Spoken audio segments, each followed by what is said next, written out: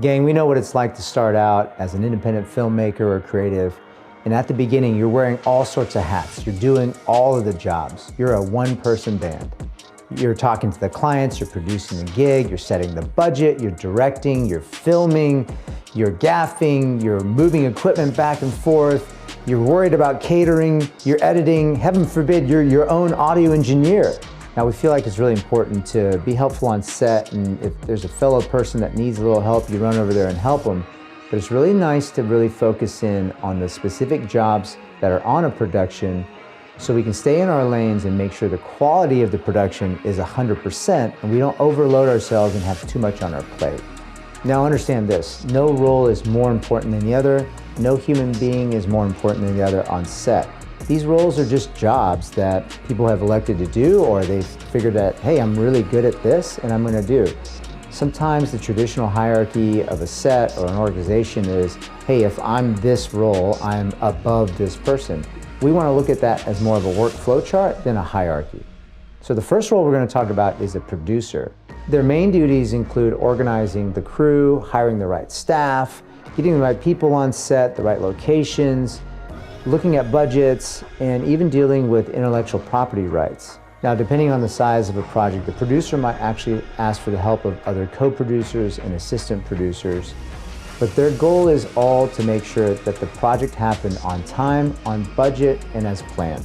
The next role is a director. They often work with a lot of departments to make sure that the creative vision goes as planned. For example, directors might be working with actors and actresses to make sure that they know what they're doing when they get on set. Sometimes directors work with the editors as well to ensure that the creative vision gets carried out throughout the entire process to the finished product. Now, sometimes the director is also the cinematographer, and we're going to talk about what a cinematographer's specific job is, and the director might grab a camera on set. Now, this doesn't always mean that the production's small, so the director has to double up on a job.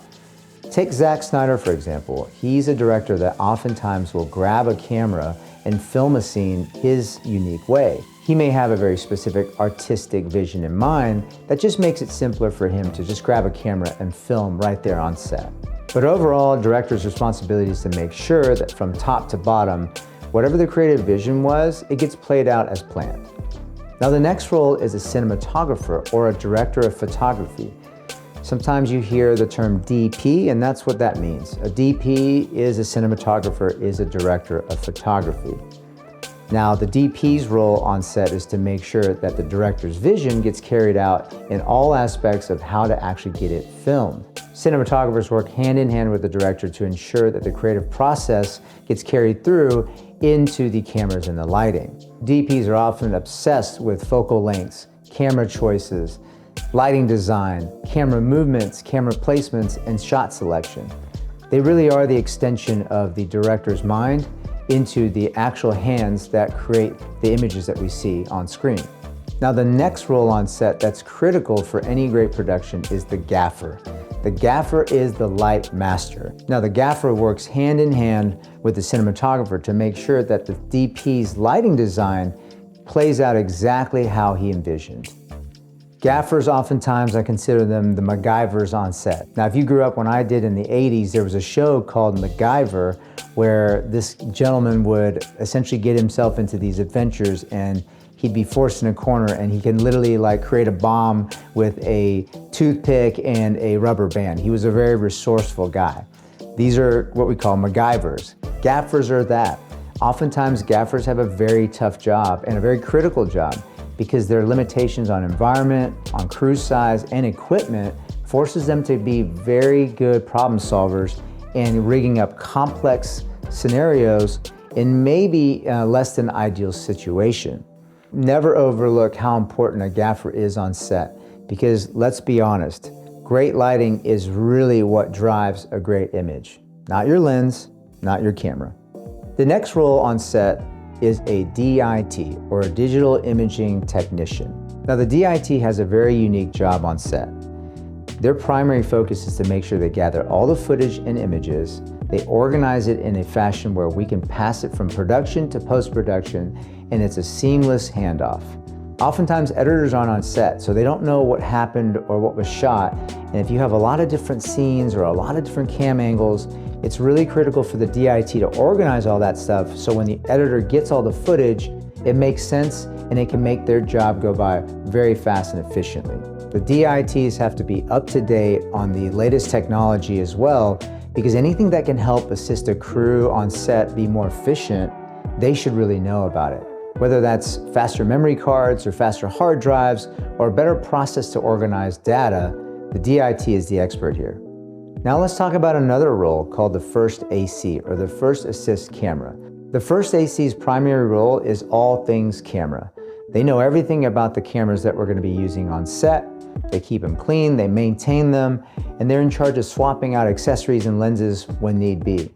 In addition to maintaining the cameras on set, the first AC is also the focus puller. Now, focus pulling is probably one of the toughest jobs on set. It takes hours of training and practice and skill to be able to maintain someone moving on screen in critical focus. Don't overlook how important it is, if you have a large crew, to have a first AC. Not only will they be able to help you with your camera, they're going to be the ones that keeps your shot in focus. Now the next role is a sound engineer. Oftentimes, audio becomes the most critical part of a movie or an interview. If your audio is off, it doesn't matter how good your image looks, you're going to lose your audience. The sound engineer on set is really responsible for anything that requires audio, whether that's sound effects or dialogue or even music. That's the sound engineer's department. The sound engineer typically will mix live on set and maybe even do some post-production work if the production calls for it. And last but not least, the grip. A grip is even-tempered, a problem solver, not easily flustered, knows where everything is, a well-organized person, and has the stamina to go all day long on a set. What a grip's main responsibility is setting up and tearing down lighting equipment and maintaining that equipment and organizing it in a fashion where the set and the production can run smoothly.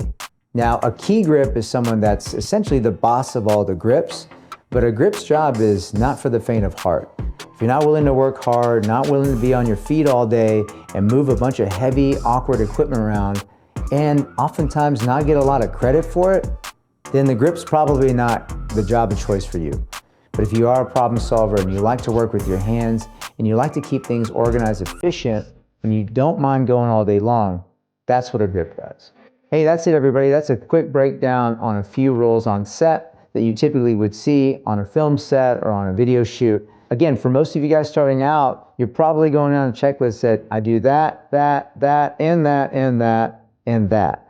But I guarantee you, as your productions grow and as your scopes of your productions increase, it's super critical to get other people along for the ride. Not only do they help the production, it's fun to work with the team, and it's really nice to start discovering what your strengths and weaknesses are. Oftentimes when we start this journey to be an independent creative, we don't really know exactly what we are really good at or want to do. The more we work with others, the more we discover our strengths, and we can start leaning into those, and we can start investing our time and money into that specific lane of the creative process.